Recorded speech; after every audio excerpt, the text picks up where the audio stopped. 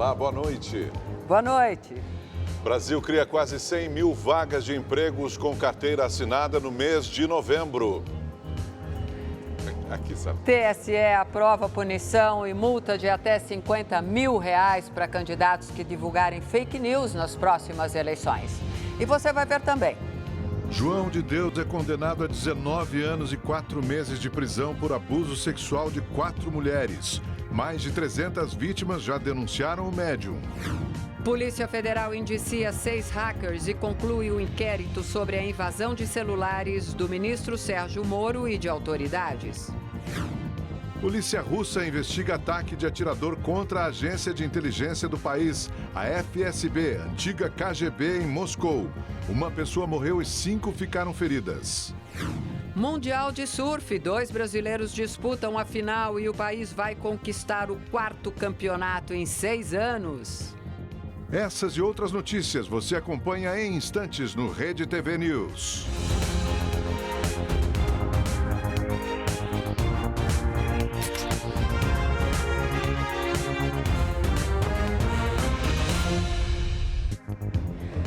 O Tribunal Superior Eleitoral vai punir com multas de até R$50 mil candidatos que divulgarem notícias falsas nas eleições municipais do ano que vem. Além das chamadas fake news, os ministros do TSE decidiram punir os candidatos que utilizarem disparos em massa de conteúdo na internet. As 2 medidas estão na resolução que estabelece as regras para a propaganda eleitoral de 2020. Em relação às notícias falsas, os políticos e coligações poderão responder por denunciação caluniosa e pagar multa de até R$50 mil. Também ficou garantido o direito de resposta para quem for alvo de fake news. Terminou hoje o prazo para fazer o cadastramento biométrico obrigatório na Justiça Eleitoral em 319 cidades do interior paulista. Quem não se cadastrou não vai poder votar nas eleições de 2020 e pode perder o título de eleitor. Na cidade de São Paulo, a biometria ainda não é obrigatória. O TSE espera concluir o cadastro em todo o Brasil até 2022. A Polícia Federal indiciou 6 suspeitos de invadir celulares de autoridades brasileiras, incluindo o telefone do ministro da Justiça, Sérgio Moro. A PF entregou o relatório com as conclusões da Operação Spoofing à Justiça Federal de Brasília. O conteúdo está sob sigilo. 6 suspeitos foram indiciados, incluindo Walter Delgatti Neto, que assumiu ser o responsável pela invasão dos celulares de integrantes da Força Tarefa da Lava Jato e do ministro da Justiça, Sérgio Moro. Outro nome da lista é o de Luiz Henrique Molição, que foi solto após fechar acordo de delação premiada. Os hackers extraíram mensagens dos celulares invadidos. Elas foram usadas em uma série de reportagens do site The Intercept Brasil, revelando conversas entre procuradores da Lava Jato e o então juiz Sérgio Moro. Agora, o Ministério Público vai decidir se apresenta denúncia contra os 6 suspeitos. Outra investigação será aberta a partir da delação de Molição. O Ministério Público Federal denunciou à Justiça o presidente da Ordem dos Advogados do Brasil, Felipe Santa Cruz. Para o Ministério Público, ele caluniou o ministro da Justiça. Numa entrevista em junho, Santa Cruz se referiu a Moro como chefe de quadrilha. A defesa de Santa Cruz declarou que a denúncia fere a liberdade de expressão. O governo lançou hoje o programa Roda Bem Caminhoneiro. A ideia é incentivar a criação de cooperativas de transporte rodoviário de cargas, de forma a melhorar a renda e a qualidade de vida dos profissionais. A expectativa é de que 100 mil caminhoneiros autônomos de todo o Brasil sejam beneficiados. O programa vai instalar 100 kits básicos de infraestrutura em locais a serem ainda definidos. Em cada um será disponibilizado assessoramento técnico, tanque para abastecimento e escritório, com computador e software de gestão. 18 milhões de reais devem ser investidos nesse projeto. O Banco Central elevou de 1,8% para 2,2% a previsão de crescimento do Produto Interno Bruto Brasileiro em 2020. O PIB é a soma dos bens e serviços produzidos no país. A estimativa para este ano também melhorou. Agora, o BC projeta um crescimento de 1,2%. E o Brasil criou quase 100 mil vagas de empregos com carteira assinada em novembro. Esse é o 8º mês consecutivo com abertura de postos de trabalho. Segundo o Cadastro Geral de Empregados e Desempregados, o CAGED, em novembro foram criadas 99.232 vagas de emprego formal no país. Foi o melhor resultado para o mês desde 2010. Segundo o Ministério da Economia, o comércio e os serviços impulsionaram a abertura de vagas. Apenas a região Centro-Oeste fechou postos de trabalho. Cerca de 5.138 postos de trabalho fechados. O Sudeste foi a região que mais contratou. 51.060 novas vagas abertas, seguido pelo Sul, com 28.995 novas vagas de trabalho abertas, Nordeste, 19.824 novas vagas e Norte, 4.491 novas vagas de emprego. Em Belo Horizonte, alguns setores abriram vagas para quem está à procura de emprego neste fim de ano. E tem gente aproveitando para começar 2020 de carteira assinada. O movimento nesta drogaria aumentou neste fim de ano. A rede abriu novas lojas e gerou oportunidades de trabalho. Estamos em plena fase de expansão, nós temos muitas vagas abertas. Desde vagas gerenciais, vagas para farmacêuticos, para fiscais de loja, operadores de caixa, vendedores, assistentes de logística. Então, até janeiro, nós temos pelo menos 350 vagas abertas. A Júlia faz faculdade de farmácia e acabou de ser contratada. Quando eu fui convidada para participar do processo seletivo, eu fiquei muito feliz. Começar 2020 empregada é uma coisa muito legal, muito importante para mim. As chances de começar o ano novo empregado também são grandes no setor de supermercado. Nessa loja, o pessoal corre contra o tempo para entregar a obra antes do Réveillon. Só aqui foram 140 novos trabalhadores contratados. A gente inaugurou 3 unidades, mais de 400 empregos e a hora é agora, para quem está buscando uma oportunidade para começar o ano aí com um emprego novo, né, de carteira assinada, essa é a hora. Na construção civil, Minas Gerais criou quase 30 mil empregos em 2019. Foi o maior crescimento do setor registrado no país. A expectativa é de que mais 6 mil novos postos de trabalho sejam abertos nos próximos meses. O número de empregos aumentou bastante. Nós contratamos centenas de trabalhadores direto. Indiretamente também esse número aí se triplica, né? Então, assim, as tendências para 2020 são muito boas. São boas notícias para pessoas como o Rafael. Depois de enfrentar o desemprego, ele vai passar as festas trabalhando e começar 2020 com a carteira assinada. Estou muito feliz, né? Graças a Deus, depois de 2 meses de procura, o mercado agora voltou a ser aquecido. Começar um ano tranquilo, empregado, com dinheiro no bolso. O fim de ano chegou e com ele as tradicionais trocas de presentes de amigo secreto. Uma brincadeira que deve injetar mais de 7 bilhões de reais na economia brasileira. Essa é parte da família da Luísa. Eles se reuniram para combinar os preparativos da noite de Natal e também do amigo secreto. É muito gostoso, abrir os presentes, porque, querendo ou não, como tem a rotina muito agitada, trabalho, faculdade, é muito difícil ver a família toda durante o ano. E o Natal é sagrado. A brincadeira é aguardada com entusiasmo. Quando chega em novembro, que a gente faz a reunião de Natal, que tira o amigo secreto, já começa a ansiedade para chegar esse momento. O amigo secreto ou oculto é uma forma divertida de poupar gastos com inúmeros presentes. A brincadeira tradicional de final de ano também é sinônimo de união entre amigos, familiares e colegas de trabalho. Mas, além disso tudo, deve movimentar 7 bilhões e meio de reais na economia nacional. Uma pesquisa realizada em todas as capitais mostra que 42% dos consumidores vão participar da brincadeira no Natal, 9% a mais do que no ano passado. A estimativa é que mais de 63 milhões de brasileiros participem de algum amigo secreto, seja no trabalho ou entre amigos e parentes.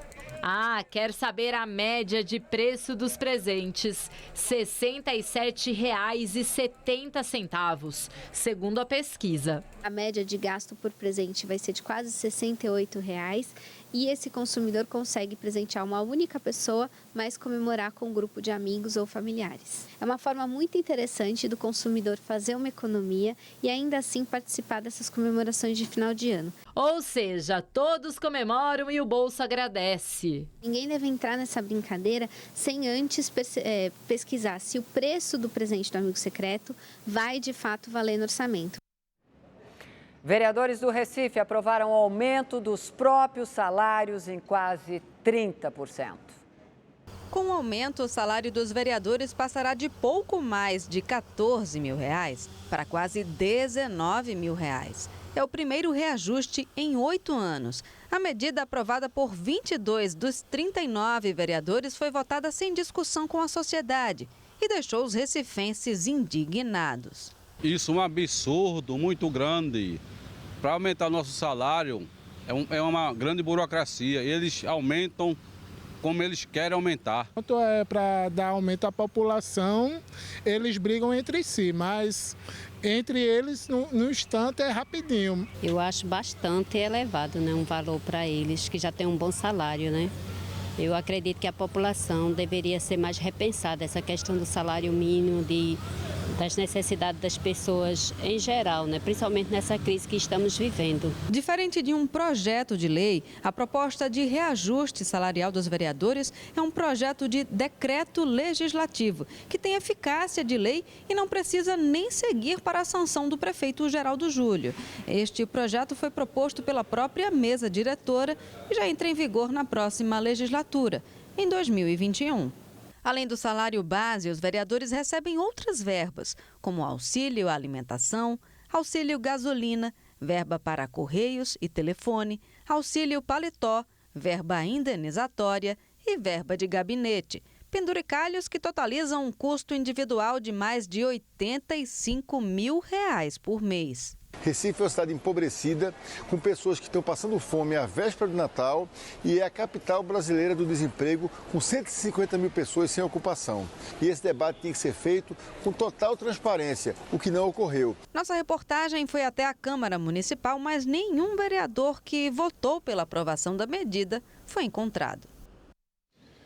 Um homem que ficou conhecido em todo o mundo por ter se curado de um câncer em fase terminal morreu após um acidente doméstico em Belo Horizonte. Vamberto Luiz de Castro teria caído dentro do apartamento onde morava com a família e batido a cabeça. O acidente aconteceu na semana passada. O corpo passou por perícia no Instituto Médico Legal de Belo Horizonte e o laudo sobre a causa da morte sai em 30 dias. Em outubro, o aposentado de 64 anos foi considerado curado de um linfoma, câncer que afeta as células do sistema de defesa. Vamberto estava em fase terminal da doença quando conseguiu um tratamento inédito na América Latina, feito por pesquisadores da USP, em Ribeirão Preto, no interior de São Paulo. Os exames por imagens mostraram que os tumores haviam desaparecido. A família dele não quis se pronunciar. O médium João de Deus foi condenado a 19 anos e 4 meses de prisão por abusar de 4 mulheres. Essa é a primeira condenação dele por crimes sexuais.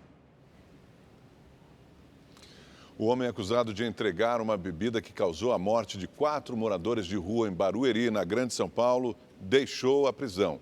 Ele foi levado para uma clínica de reabilitação a pedido da família. A Justiça revogou ontem a prisão preventiva de Vinícius Salles Cardoso, de 31 anos. Ele estava preso desde 19 de novembro e seguiu para uma clínica de recuperação em Cotia, na Grande São Paulo. A Polícia Civil indiciou Vinícius pela morte dos 4 moradores de rua em 9 de dezembro por homicídio culposo e lesão corporal de outras 4 pessoas. Ele confessou ter dado ao grupo uma bebida que, segundo a polícia, tinha uma dose fatal de cocaína. Ele também ingeriu o líquido e chegou a ser internado, mas sobreviveu. A polícia ainda investiga o motivo do crime. Um carregamento com 2,5 toneladas de maconha foi apreendido hoje em Osasco, região metropolitana de São Paulo. A droga estava escondida num caminhão. A polícia fez a apreensão num local chamado de Arena VIP. É um dos principais centros de eventos da cidade. 3 homens foram presos em flagrante. Além do caminhão com o carregamento de maconha, 2 picapes foram apreendidas. Antes das festas de final de ano, os clubes se movimentam para começar a temporada com tudo acertado, pelo menos em relação a dirigentes e técnicos.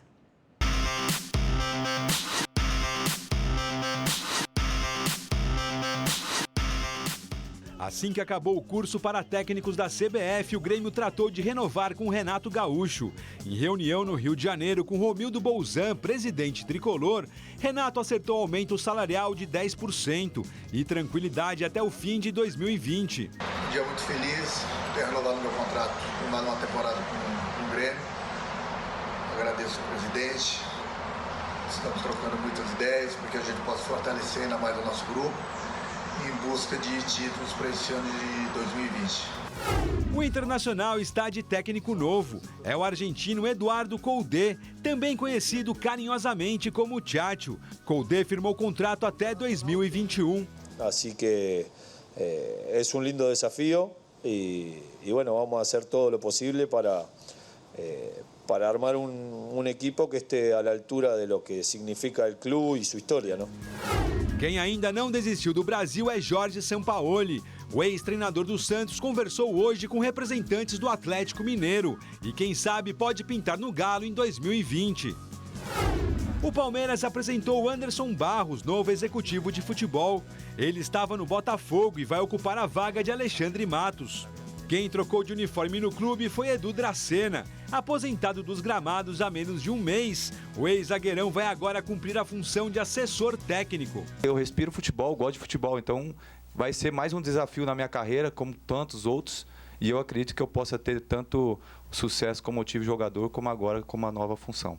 No Catar, o Flamengo continua a preparação para a final do Mundial de Clubes. A equipe brasileira enfrenta o Liverpool, que se classificou após vitória sofrida contra o Monterrey. Vamos ver como está a vida das duas equipes em Doha? A quinta-feira do Flamengo foi de muito treino. Os jogadores se reapresentaram depois de um dia de folga e fizeram trabalhos em 2 períodos. A primeira parte foi na academia. Depois o grupo foi para o campo. Até o técnico Jorge Jesus aproveitou para dar uma corridinha com os atletas. Com a bola rolando, o treinador não deu pistas da equipe titular para a grande final. Tudo indica que será a mesma que enfrentou o Al Hilal na semifinal. E olha, tem empolgação flamenguista de sobra no Catar. Os torcedores continuam fazendo a festa em Doha. Agora eles se preparam para transformar o estádio Khalifa em Maracanã. A expectativa é de 20 mil torcedores brasileiros na final. O técnico Jorge Jesus elogiou a torcida. Isso aqui é Flamengo!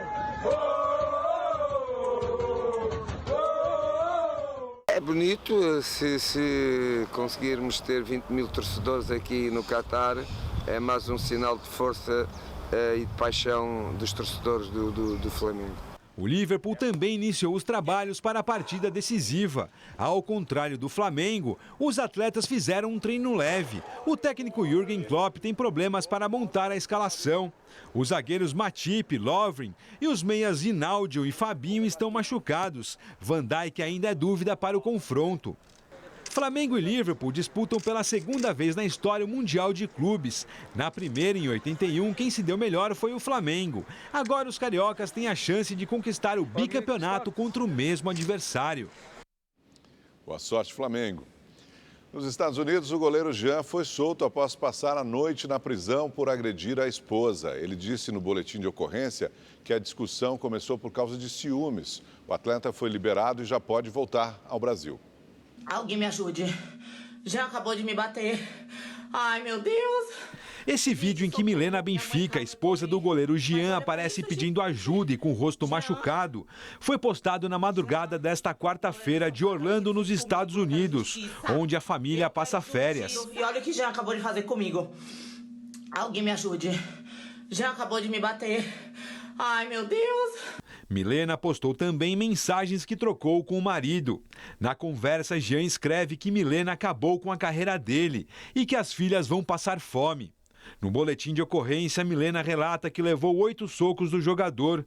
Para se defender, arremessou a chapinha de cabelo, que teria cortado a testa e a perna de Jean. Logo após a denúncia pelas redes sociais, Jean foi preso por violência doméstica e fichado na justiça americana. Depois de ficar uma noite na prisão, Jean passou por audiência de custódia e foi liberado, sem a necessidade de pagar fiança.